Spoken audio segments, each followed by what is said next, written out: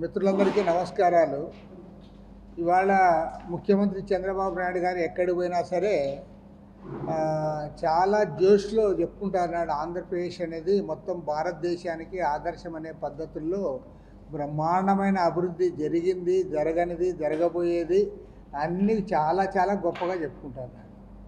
ఆయన చెప్పుకోవడమే కాకుండా ఇప్పుడు దానికి ప్రధాని నరేంద్ర మోడీ కూడా మొన్న మీటింగ్లో చంద్రబాబు నాయుడిని ఆదర్శంగా తీసుకోండి, ఆంధ్రప్రదేశ్ని ఆదర్శంగా తీసుకోండి అనే పద్ధతిలో ఆయన ఈయన పొగుడుతున్నాడు. ఒకవైపు వీళ్ళిద్దరు కూడా దేశమంతా పొగుడుకుంటూ ఉంటే బీబీసీ వాళ్ళేమో ప్రపంచమంతా కూడా చంద్రబాబు నాయుడు గారికి గాలి పెడుతున్నారు. మన ఆంధ్రప్రదేశ్ ఎంత అధ్వానంగా ఉంది అనే అంశం పైన బీబీసీ వాళ్ళు మన ఇండియాలోనే కాదు ప్రపంచమంతా కూడా దీన్ని వాళ్ళు ప్రచారంలో పెడుతున్నారు. నిజంగా చెప్పాలంటే చాలా పిల్లని వాళ్ళన్నా ఇక్కడ అమ్మాయిని నీళ్లు మోపిస్తారేమో అని వాళ్ళ పేరెంట్స్ భయపడుతున్నారు. ఇక్కడ నీళ్లు తాగడానికే దొరకవు సార్. ఇంటికి ఒకరు మనిషి నీళ్లు తొలగడానికి కంపల్సరీ నీళ్లు మోయడానికి ఒకరికి ఉండాల్సిందే సార్. ఈ ఆపరేషన్ చేసిన కడుపు కదా బరువు ఎక్కువ లాగితే కడుపు నొప్పి వస్తుంది. నిజంగా ఈ నీళ్ళు తాగుతారు.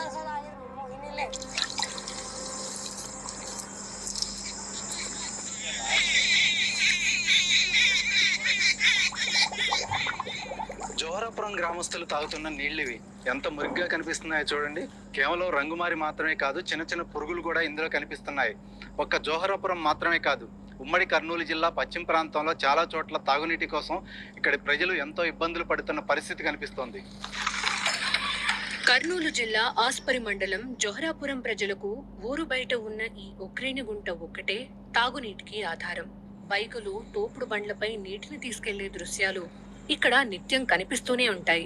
ఇక్కడ గ్రామాల్లో ప్రతి ఇంటికి ఓ తోపుడు బండి.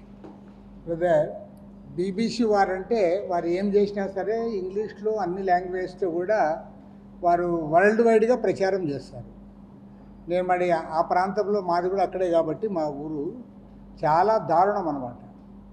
అసలు తాగడానికి నీళ్లు రావు, కొళాయిల్లో నీళ్లు రావు, 20 రోజులకి నెలకు ఒకసారి నీళ్ళు వస్తాయి. కాబట్టి వాళ్ళందరూ కూడా అది ఒండుమట్టి నీళ్ళు, అవన్నీ పొలాల్లో ఒండుమట్టితో వచ్చిన నీళ్లు వక్కిరేణి అంటారు. ఆ వక్కిరేణిలో ఆ నీళ్ళన్నీ తాగుతూ ఉన్నామని వాళ్ళు చెప్తున్నారు. మరి దేశానికి స్వాతంత్రం వచ్చి 78 సంవత్సరాల తర్వాత కూడా తాగడానికి గుక్కెడు నీళ్లు కూడా ఇవ్వలేని పరిస్థితులు ఇవాళ పల్లెల్లో ఉంటే దాని గురించి ఏమాత్రం కూడా శ్రద్ధ లేదు. ఎవరికి, ముఖ్యమంత్రి గారికి లేదు, ఉప ముఖ్యమంత్రి, పంచాయతీరాజ్ మినిస్టరు మరి పవన్ కళ్యాణ్ గారు ఆయన బొట్టు పెట్టుకొని సనాతనవాదం గురించి ప్రచారం చేసుకుంటూ తిరుగుతున్నాడు. ఏరే రాష్ట్రాల్లో కూడా సనాతనవాదం అంటా ఉన్నాడు. కానీ ఇక్కడ తాగునీళ్ళు గురించి ఆయన పట్టించుకోడు.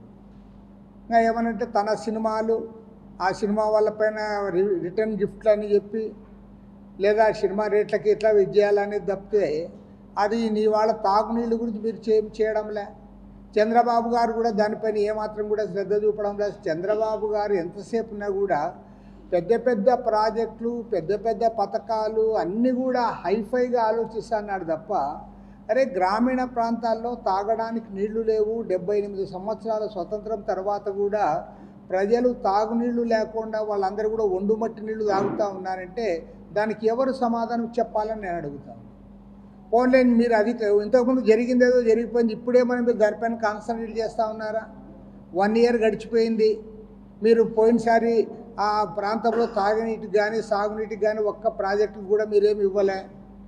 అదేవిధంగా మళ్ళీ ఇప్పుడు ఈ సంవత్సరం 2025-26 బడ్జెట్లో కూడా కర్నూలు జిల్లాలో వేదవతి ప్రాజెక్టుకి కానీ, గుండ్రేవుల ప్రాజెక్టుకి కానీ, లేదా ఆర్డిఎస్ రైట్ కెనాల్కి కానీ, లేదా హంద్రీనివా కింద అక్కడ ఆ రిజర్వాయర్ కింద అక్కడ సాగునీరు ఇవ్వడానికి కానీ ఏ మాత్రం కూడా నిధులు కేటాయించకుండా ఇప్పుడు చంద్రబాబు నాయుడు గారు మళ్ళీ మొన్నటి వరకేమో అమరావతి, పోలవరం గురించి ప్రచారం చేశాడు.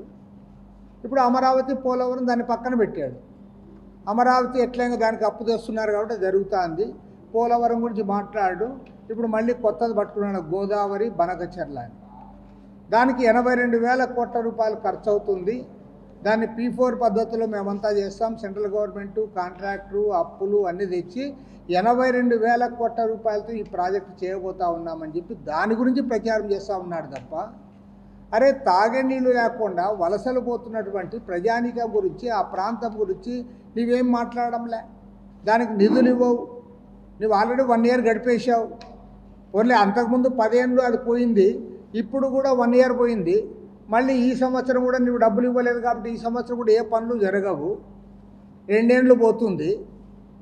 కాబట్టి ఏమంటే నేను గ్యారంటీ చెప్పదలుచుకున్నా, చంద్రబాబు నాయుడు గారు ఈ రకంగా పెద్ద పెద్ద ప్రాజెక్టులని అంతా కూడా ముద్దుగా ప్రేమించి దాని చుట్టూ తిరుగుతూ ఉంటే మాత్రము ఇంకా 100 సంవత్సరాలకు కూడా కర్నూలు జిల్లాలో తాగే నీళ్ళు ఇవ్వలేడు. 100 సంవత్సరాలకు కూడా.